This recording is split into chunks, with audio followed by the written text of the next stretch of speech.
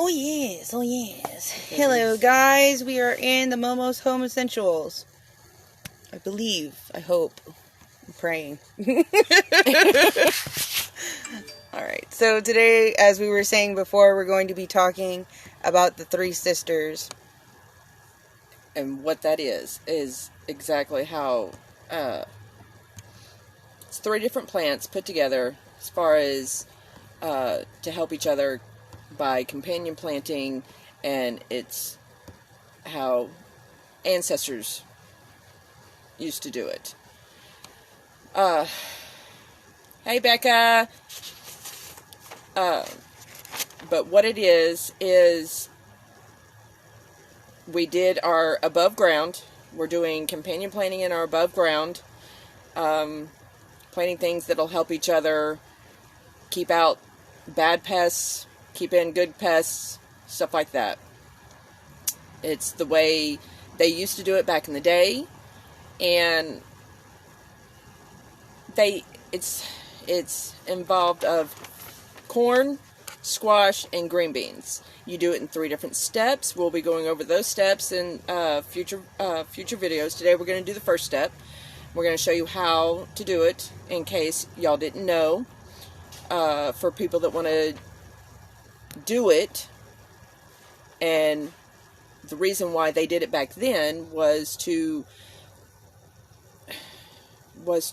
dry it and use it for later use to where have year-round food storage. They also used it in trade and stuff like that with other communities, like other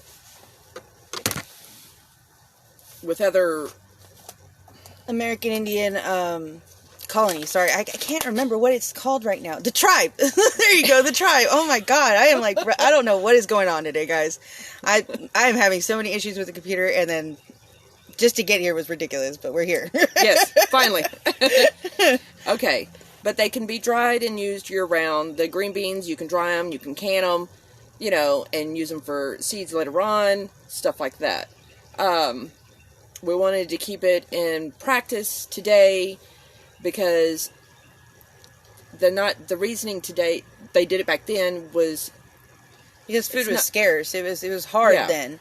Now it's more of a luxury for us to not really have to do those kind of things, but it is still really useful, a really useful skill and trait to have, especially if, like, let's say, what happens if society goes down today? We don't have any other way to have food. Well, we're going back to basics. So we're trying to teach everybody the same things that we're learning again, because this is all part of our heritage. If you really think about it, every one of us has come from somewhere. And these are just the old ways, and we want to keep them alive and show other people the same things that we're doing. It shows my kids too, because I have 2 babies, and they enjoy watching us do this stuff. So yeah, and it passes it along. Make sure that the younger ones know how to survive if they need to. But especially here in Texas, because our heritage is so, everybody knows, American Indians and Mexico and everything that happened. There was a lot of different agricultural developments that happened, not only now, but then too. I mean, the things that we know now were amazing to them then when they were figuring them out, like the drip systems and how to irrigate really well and stuff like that. So, those kinds of things, those are stuff that we all should know, I feel. Well, we all feel here that we all should know these. But if you just to be interested in it. Yeah. And how to save, from your plants that you like, that you're currently planting, whether they be flowers, vegetables, whatever, you need to know how to, keep them going, save seeds, stuff like that from. That way you can do it for the next year. And share them. That way you can do seed trading and stuff like that. So that way you know what you're trading. What else? I have a clipboard for Mom because I want to keep her on track. Okay, but we're going to go ahead and show you the above ground garden, and we're going to go ahead and take the cart with us. I'm going to pick you up because you're on my phone, and I couldn't figure out how else to do it, so we're on the phone right now. More mobile. So we're gonna go ahead and go over to the little garden section that we've just created.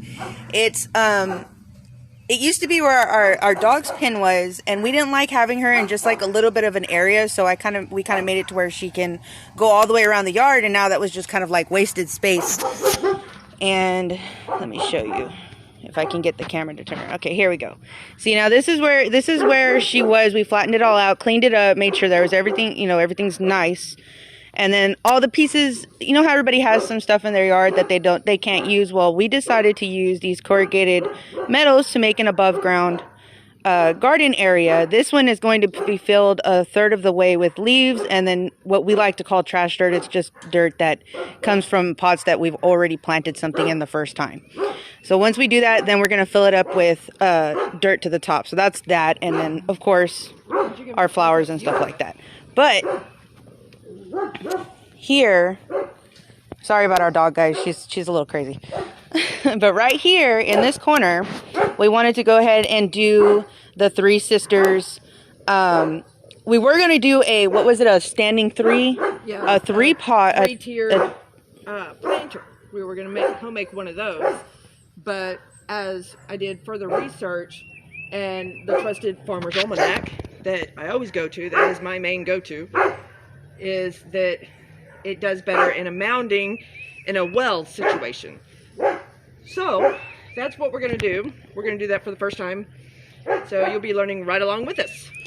Hi Paige, how you doing? I do firmly believe 100% in companion planting, and I've always wanted to do one of these. This is my first time doing it. The whole raised bed garden is going to be it's going to be a lot of companion planting. Pretty much 95% of it's going to be companion planting. Where we're standing now is where we're going to put our tomatoes and carrots. I don't remember exactly as far as how carrots are friends to tomatoes, but you can put them together because of the fact that, one, they are friends, and two, your tomatoes are above ground, carrots are below ground. So you can put them together. Your marigolds we're going to plant on the sides because they keep bad pests away from your tomatoes. So do the carrots, and we're going to be planting, I think we're going to plant either 2 or 3 different kinds of tomatoes. I know one of them is going to be a brandy wine. Another one's going to be a yellow pear tomato, so that'll be fun. Putting that be really some different colors in the soon to come salsa. Oh my gosh. But yeah, we're gonna put so far we've got yellow pear tomatoes, we're gonna put brandy wine tomatoes, and then we haven't figured out what on the third tomato, but we're gonna have the orange and yellow marigolds on either side to protect it. So we're gonna do that, and then our raised bed we're gonna put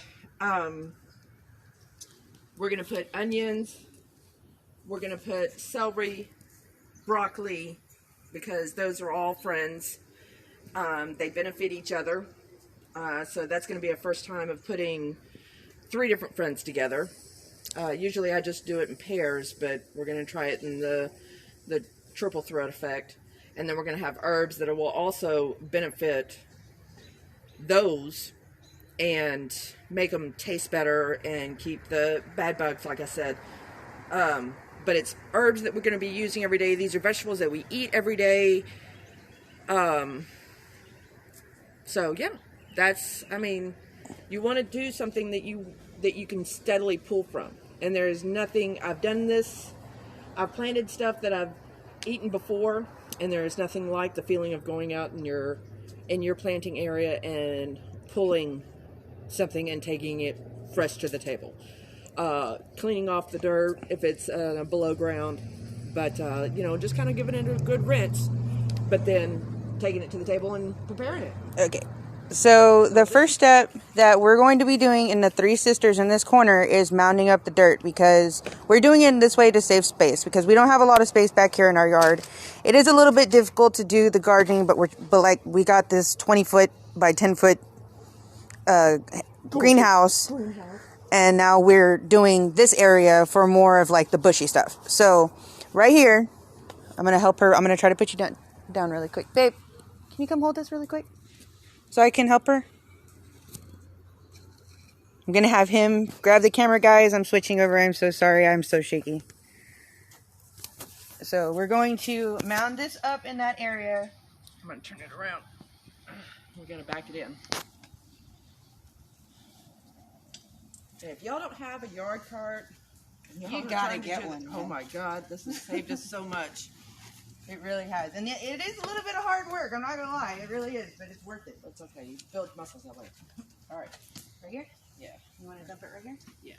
Okay. So, ready? No. Watch. Are you going to do the thing? Oh, the lock. Yeah.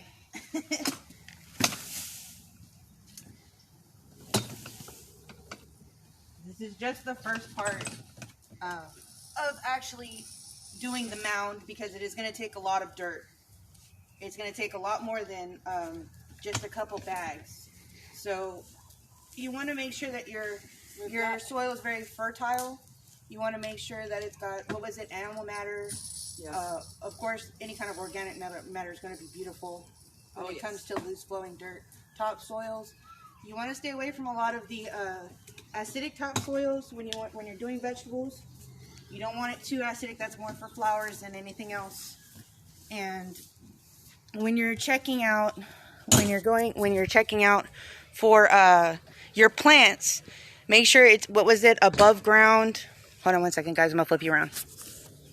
It was in the pottery section. What was it? Above ground on the Kellogg's bag, the dirt bag. It was above ground. Okay, raised beds. Raised beds. There you go. Yeah. It was raised beds. So you want to go ahead and get those if you're going to be buying. If you're going to be doing it yourself, composting is going to be your best friend if you're going to be doing anything like this.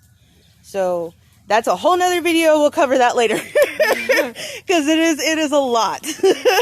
These are tried and true methods that not only we've used, but we've had others have used it, and it has worked for many, many, many years. So, and it's a lot of fun because you get to play in a mound of dirt. Like I said, this is just the first round because, again, we're going to have to do this 3 times. There's 3 steps that we're going to be going through. Yes. This is just the corn right now that we're doing. It's good. The mound's going to get a little bit bigger as we go. Yeah. The first thing you do is you want to, after you pour your mound, you want to get the bottom of it, the base of it, you know, because you're going to have plants down here. But you want to get that all mounded up and nice and somewhat pretty. Now, granted, there may be different opinions about pretty dirt, but it's... Now, see how we've got the leaves in here? We've got twigs. They're very small twigs and they're very brittle twigs, so it's all right. It's more for our end because we have a hard time with drainage around here. Yes, so you want to keep that dirt really good and loose. So what you're going to do is you're going to build a well. And they use this method, the well method, a lot in other aspects of their life later on, because there is a way to make bread using a well method, and that is something I'm dying to learn how to do and do all that. Hopefully we can do that with you guys soon once we figure it out, because like I've been looking at it too, and we're probably on separate pages because we always have the same kind of ideas. Yes. And I'll end up watching or doing something, and then she'll be like, let's do it, and we end up doing it. Hi Terry, how you doing? Terry's on. Who? Terry, you want to say hi? My brother-in-law. Hey, Terry. Hey, guys. Sorry. Got to say hi to the family. Okay, so you want to do your well. And I didn't do it very deep. It's only probably about, what, I'd say maybe 4 or 5 inches. And I'm not going to fill it up with dirt. And I'm going to put my corn in. And we're using sweet corn to do this, and it's a yellow and white speckled ear. It's not a solid yellow ear, but we're hoping. So you only want to put 4. You're going to have 4 corn plants. So you want to put them, if you want to get closer over here, because I don't know if you can see them. These are the corn seeds. So you only want to put right there. We'll get that little stick out of the way and we'll cover, tuck him in. Tuck him in. And you want to tuck him in right there. And right there.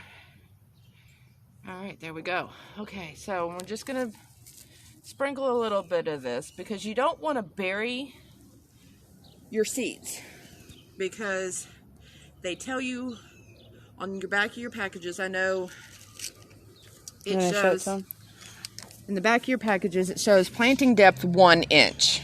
Okay, they tell you that for a reason, because once your seed germinates and starts coming up, you don't want too much dirt on top of it, because of the fact that it's going to die before it ever reaches the top. So it's going to spend all that energy and not coming out and bursting through to make a seedling plant. Roly poly, you got to get out of here, dude. So, you too. Roly polies are not a bad thing. I never try to... Earthworms and roly polies, guys. Those are really good for your dirt. Yes. Earthworm castings. If you can get your hands on some earthworm castings, oh my gosh, you're golden. But what this dirt is a mixture of compost, humus.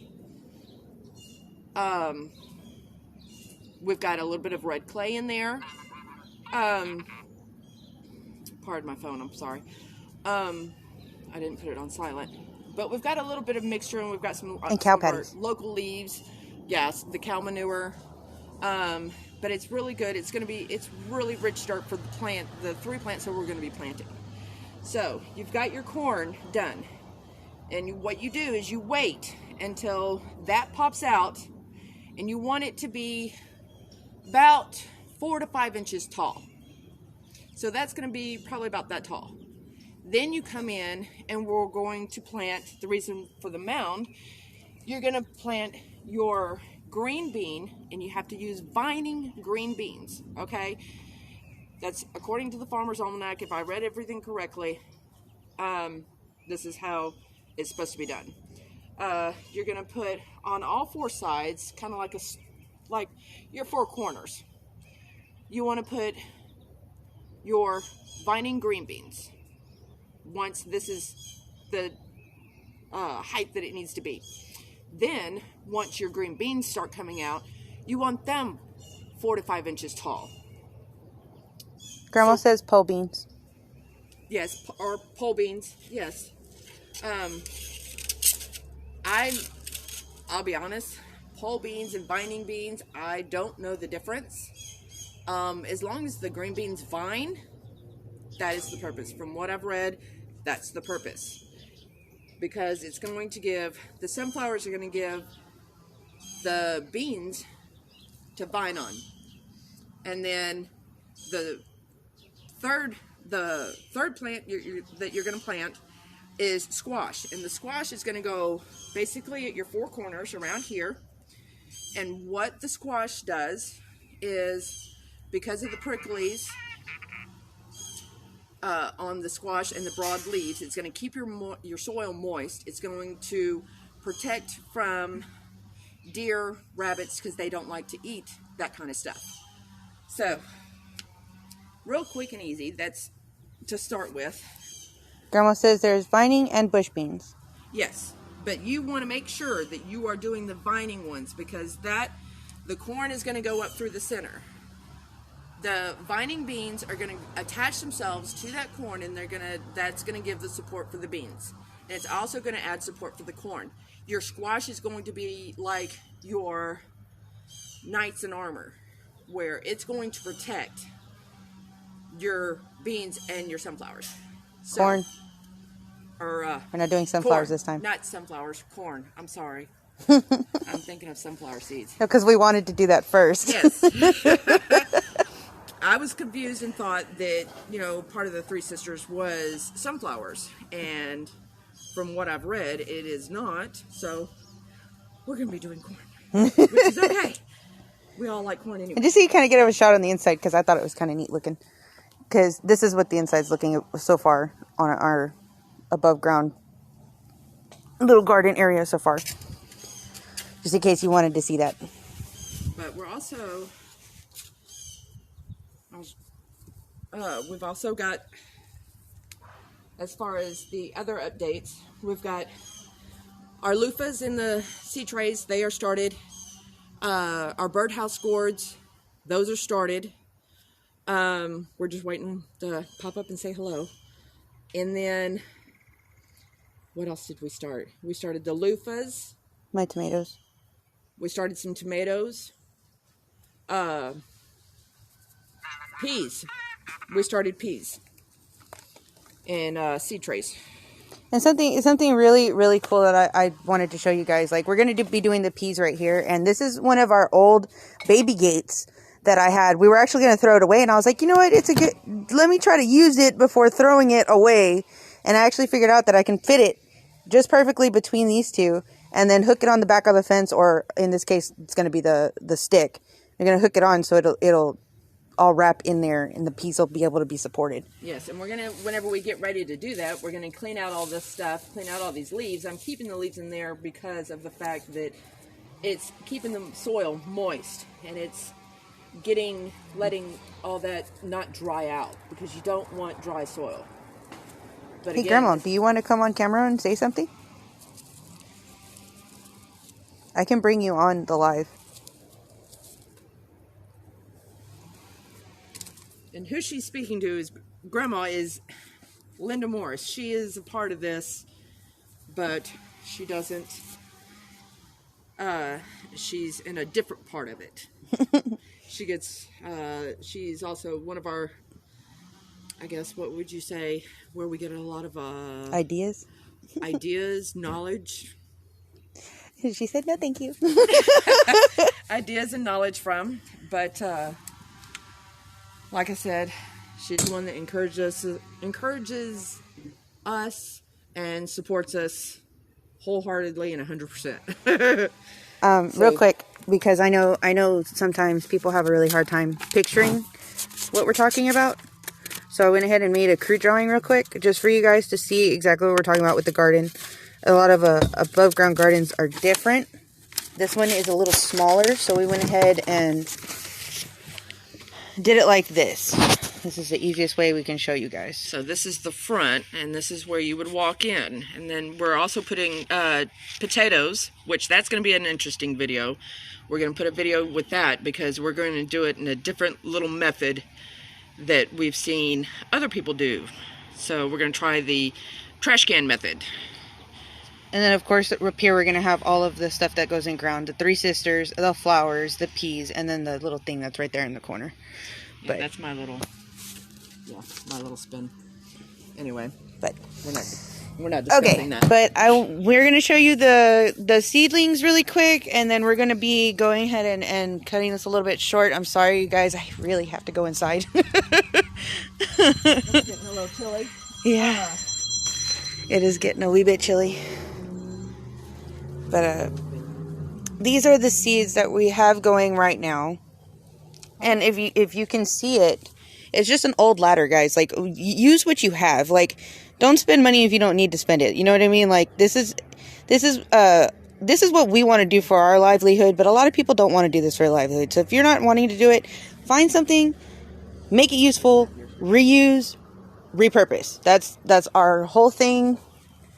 And we've done the gourd, we've done the loofah, the string beans, and the tomatoes. I did the yellow tomatoes and the Brandywine tomatoes are in there. We're doing 9 and 9 of each this year. I'm not doing over 18. Leaves left in pot also break down and add nutrients to soil. That's what Linda said. Also, we're starting some tomatoes here, and then we're also going to be direct sowing into the ground through there. And we're going to see which one does better for us for out here, because everywhere's different. You're going to have different weather. You're going to have different dirt. You're going to have different, I mean, it's everything. You want to sit down? So, that's ours, and we're going to be doing birdhouse gourds. So we're going to have fun with Turn that. you guys around really quick. We're going to have fun with that. We're going to hollow out the gourds and make birdhouses out of them. So, super excited about that. Yes, that's why I haven't really been picking out the leaves, Mom.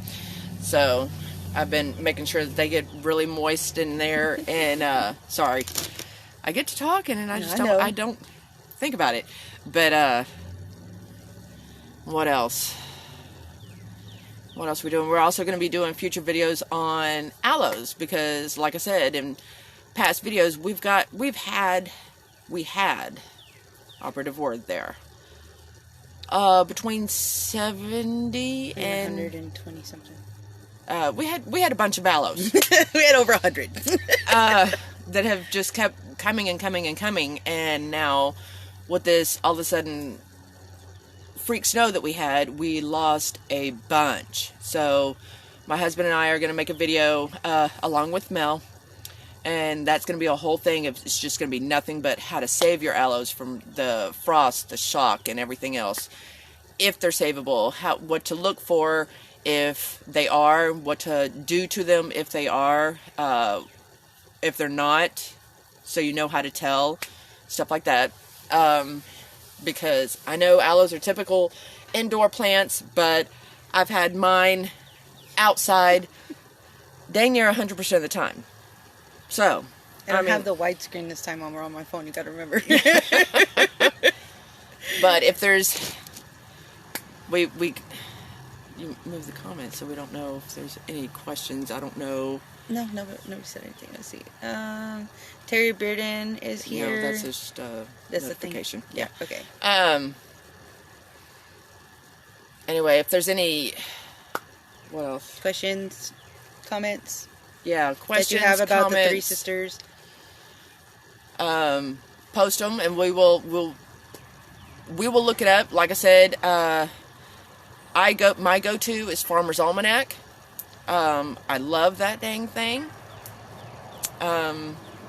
It's got any kind of question that you would have as far as gardening or planting or weather, what have you. Your zones. What else? It's got it's a plethora of information. I mean, and the companion planting, it's got it in there. My mom's dog, Goober, hi. But what else? Do you want to tell them about the Hopi and where the Three Sisters originated was... I'm not even going to attempt to say this name, but I know the last part of the name is Shawnee. The first part of the name, I have no clue. And I don't want to offend anybody by mispronouncing it. But they were more in the northeastern? Is that what we said? I can go ahead and put a link in the description to the articles that we were reading on it, and it kind of give you a little bit of a backdrop and it kind of make you understand a little bit more why we're so adamant about wanting to go ahead and try it, keep it alive. It's part of everybody's heritage. It's something we should all know. Like I said, yes. You want to protect and... I'm sorry, what? What did you say? Spell it? She wants you to spell it. I don't have the name in front of me. But it was something like...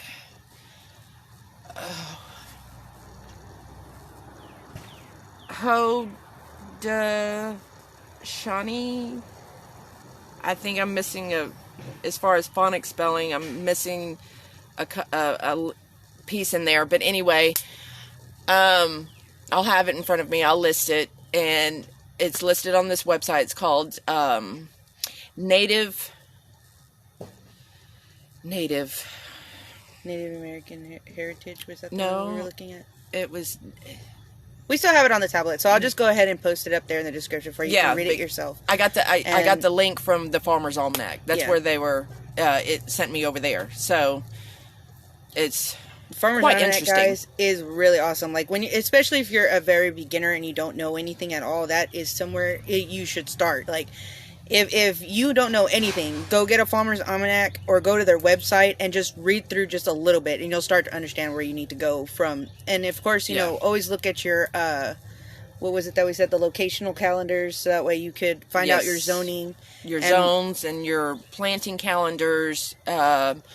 Your Farmer's Almanac will always post, and we'll have a couple of different planting calendars for different plants, when you should plant them, how big your window is, how small your window is, just anything you want to know for your zone.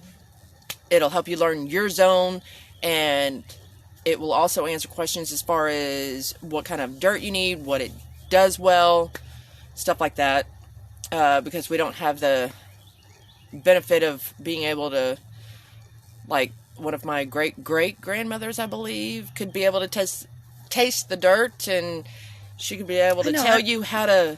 That is something I really wish I learned from my grandma. Like, that is something that my grandma, it was perfect at. She could go taste dirt, tell her exactly what it needed. Yeah, what it needed to be able to plant, what you wanted to plant, or what would go great in that dirt, and it's just like, oh my God. I wish I had that, but I can't put dirt in my mouth. It's just in my head.